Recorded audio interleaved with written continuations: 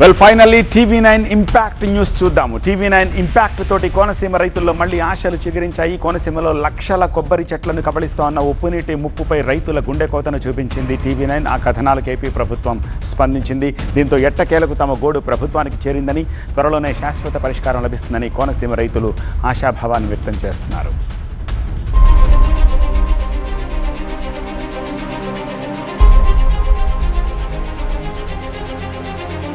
కోనసీమలో కొబ్బరి తోటలకు ఉప్పునీటి ముప్పుపై కొబ్బరి రైతులు ఎదుర్కొంటున్న కష్టాలపై టీవీ9 ప్రసారం చేసిన కథనాలకు ఏపీ ప్రభుత్వం స్పందించింది. సమస్యను పరిష్కరిస్తానని హామీ ఇచ్చారు మంత్రి కందుల దుర్గేష్. ఈ సమస్యపై ఇప్పటికే ఉప ముఖ్యమంత్రి పవన్ కళ్యాణ్ ట్వీట్ చేశారని, త్వరలోనే తాను స్వయంగా కేసనపల్లి గ్రామంలో పర్యటిస్తానని, అక్కడి రైతులతో మాట్లాడి వారి సమస్యను పూర్తిగా తెలుసుకుంటానన్నారు.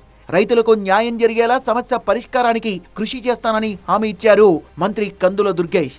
క్యాబినెట్ సబ్ కమిటీని శ్రీ చంద్రబాబు నాయుడు గారు ఏర్పాటు చేశారు. అందులో ఫారెస్ట్ మినిస్టర్ గారు, టూరిజం మినిస్టర్ గారు, ఎండోమెంట్స్ మినిస్టర్ గారు, అదేవిధంగా ఇరిగేషన్ మినిస్టర్ గారు, నలుగురితో క్యాబినెట్ సబ్ కమిటీ వేశారు. నలుగురుతోటి ఉన్నటువంటి క్యాబినెట్ సబ్ కమిటీ త్వరలో కూర్చుని పర్యాటకాన్ని, పర్యావరణాన్ని కాపాడడం ఎలాగా, అదేవిధంగా రైతు నష్టపోకుండా, కొబ్బరి తోటలు నష్టపోకుండా చేయాల్సిన కార్యక్రమం ఏంటి, దీనికి ఎంత ఖర్చు అవుతుంది, దాన్ని ఏ రకంగా మొబిలైజ్ చేసి అక్కడ అది కాపాడాలనేటువంటి అంశం మీద ప్రత్యేకమైన కార్యాచరణ తప్పనిసరిగా చేపడుతుంది. వైనతేయ, వశిష్ఠ నదుల మధ్య పచ్చని కొబ్బరి చెట్లతో ఎటు చూసినా వాణిజ్య పంటలతో కళకళ్లాడే రాజోలు డెల్టా ఏరియా చిత్రం మారిపోయింది. డాక్టర్ బిఆర్ అంబేద్కర్ కోనసీమ జిల్లాలో రాజోలు, మలికిపురం, మామిడికుదురు, సకినేటిపల్లి మండలాల పరిధిలోని 13 గ్రామాల్లో గత కొన్నేళ్లుగా లక్షల కొబ్బరి చెట్లు చనిపోయాయని రైతులు ఆవేదన వ్యక్తం చేస్తున్నారు. పంటలు నష్టపోయి ఆర్థికంగా చితికిపోయిన రైతుల దుస్థితిని, వారి కన్నీటి గాథను టీవీ9 కళ్ళకు కట్టినట్టు చూపించింది.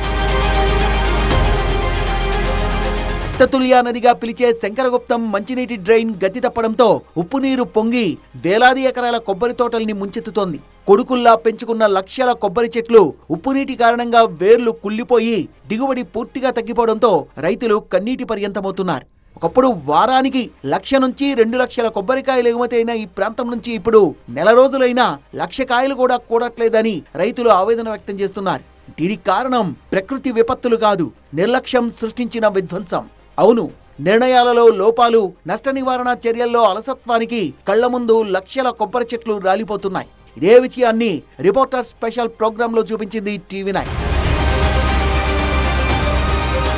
22.7 కిలోమీటర్ల పొడవున్న శంకరగుప్తం డ్రైన్ హైటైడ్ సమయంలో సముద్రపు నీరు వైనతేయ పాయ నుంచి లోపలికి రాకుండా రక్షణ కవచంలా ఉండేది. డ్రైన్ గట్లు బలహీనమవడం, కొంతమంది కాలువల్ని తవ్వడం వంటి కారణాలతో పూడిక పేరుకుపోయింది. 2017లో పూడిక తీయడానికి టెండర్లు పిలిచి 2019లో 7.9 కిలోమీటర్ల మేర పనుల్ని నిలిపివేయడంతో సమస్య మరింత జటిలమైంది. పూడిక కారణంగా పోటు సమయంలో సముద్రపు ఉప్పు నీరు పెద్ద ఎత్తున గ్రామాల్లోకి, పంట పొలాలకి ప్రవేశించి డ్రైన్లో నీటిని ఉప్పు నీటిగా మార్చేసింది. ఫలితంగా లక్షల కొబ్బరి చెట్లు మోడివారిపోయాయని రైతులు చెప్తున్నారు.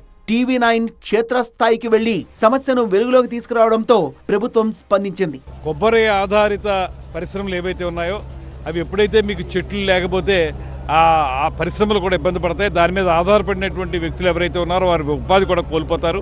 అందువల్లే దీన్ని వార్ ఫుటింగ్ మీద మళ్ళీ రిస్టోర్ చేయవలసినటువంటి ఆవశ్యకత ఉంది. మన ఉప ముఖ్యమంత్రి గారు దీని మీద ట్వీట్ చేయడం కానీ, ఇప్పుడు ప్రభుత్వం కూడా దీని మీద పూర్తిగా ఆలోచించడం కూడా జరుగుతూ ఉంది. త్వరలోనే ఒక సమగ్రమైనటువంటి కాంప్రహెన్సివ్ పాలసీతో ముందుకొచ్చి తప్పనిసరిగా దాన్ని రిస్టోర్ చేయడానికి ఒక ప్రయత్నం చేస్తాం.